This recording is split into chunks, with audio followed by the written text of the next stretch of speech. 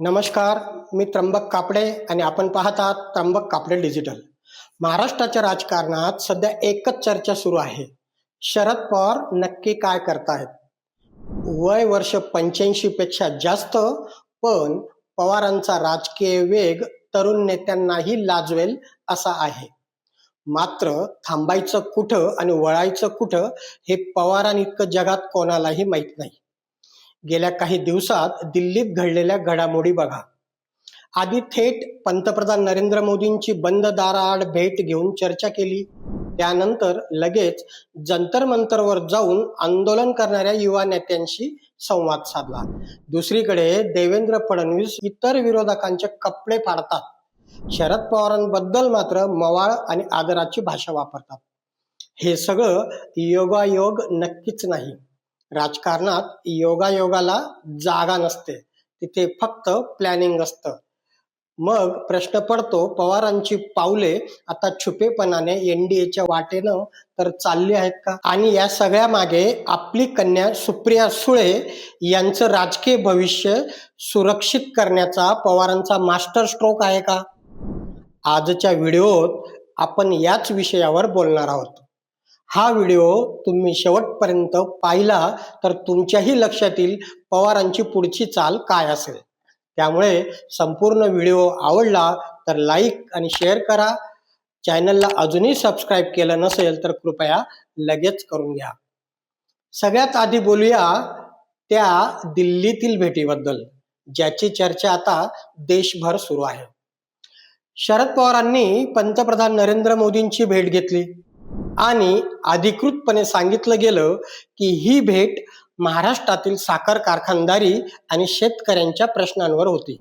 पण विचार करा, साखर कारखान्यांच्या प्रश्नांसाठी थेट पंतप्रधानांकडे जाण्याची गरज शरद पवारांना का वाटावी?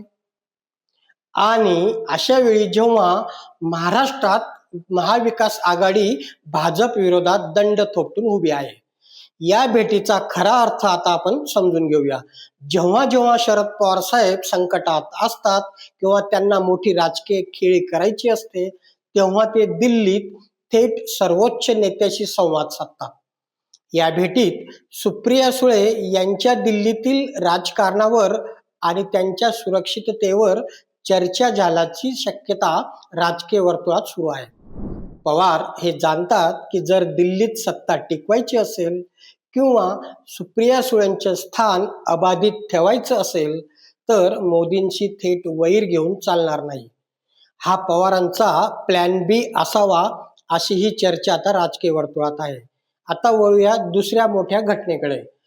पंतप्रधान मोदींना भेटल्यानंतर लगेचच शरद पवार जंतर मंतरवर पोहोचतात, जिथे देशातील युवा नेते आणि विरोधक सरकार विरोधात आंदोलन करत आहेत. एका बाजूला मोदींशी बंद दाराआड चर्चा आणि दुसऱ्या बाजूला जंतर मंतरवर विरोधकांच्या खांद्याला खांदा लावून उभं राहणं.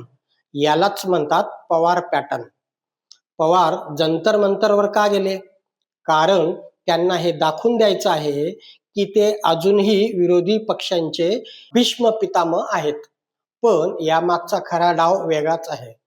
राहुल गांधी असो की इतर प्रादेशिक पक्षांचे तरुण नेते, या सगळ्यांच्या गराड्यात सुप्रिया सुळेंना उद्याचं मोठं नेतृत्व म्हणून प्रस्थापित करणं हा या भेटीमागचा हेतू होता, असेही आता जाणकार बोलू लागले. जंतर मंतरवर जाऊन पवारांनी विरोधकांना तर सोबत ठेवलंच, पण त्याच वेळी मोदींनाही संकेत दिला की माझ्याकडे अजूनही विरोधकांची चावी आहे. यातून सुप्रिया सुळेंसाठी दिल्लीत सुरक्षा कवच तयार करण्याकरिता हा एक मोठा संदेश असू शकतो. आता तिसरा आणि सगळ्यात धक्कादायक पुरावा बघा. देवेंद्र फडणवीस हे उद्धव ठाकरे किंवा इतर काँग्रेस नेत्यांवर टीका करताना शब्दांची मर्यादा सोडतात. बदला घेणार, उखडून टाकणार अशी भाषा ते वापरतात. पण जेव्हा विषय शरद पवारांचा येतो तेव्हा फडणवीसांचा सूर मात्र बदललेला दिसतो. फडणवीस पवारांचा उल्लेख नेहमी आदराने करतात, त्यांच्या अनुभवाचं कौतुक करतात. असं का? याची काही जुनी उदाहरणं आठवा. 2019चा तो पहाटेचा शपथविधी आठवतोय. अजित पवारांसोबत भाजपचं सरकार आलं, तेव्हाही फडणवीसांनी शरद पवारांना थेट टार्गेट केलं नव्हतं. त्यानंतर जेव्हा राष्ट्रवादीत फूट पडली तेव्हाही भाजपचं केंद्रीय नेतृत्व पवारांवर थेट वैयक्तिक हल्ला करणं टाळतं. असंही का? कारण भाजपला माहीत आहे की महाराष्ट्रात मराठा मतांचं समीकरण आणि सुप्रिया सुळेंचं दिल्लीतील वजन यामुळे पवारांशी पूर्ण वैर घेणं परवडणार नाही. फडणवीसांचे हे मवाळ वक्तव्य स्पष्ट संकेत देतं की पडद्यामागे आता काहीतरी सिजत आहे आणि पवारांची पावले छुपेपणाने एनडीएच्या दिशेने किंवा किमान न्यूट्रल राहण्याच्या दिशेने तर चालली आहेत. काही लोकांना वाटेल की हे केवळ तर्क आहेत, पण इतिहास साक्ष आहे.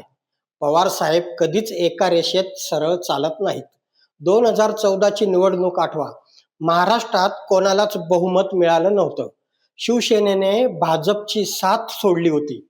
तेव्हा शिवसेना भाजप युती तुटलेली असताना शरद पवारांनी न मागता भाजपला बाहेरून पाठिंबा जाहीर केला होता.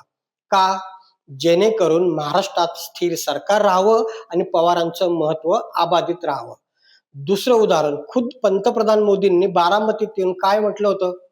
मी शरद पवारांचं बोट धरून राजकारणात आलो आहे.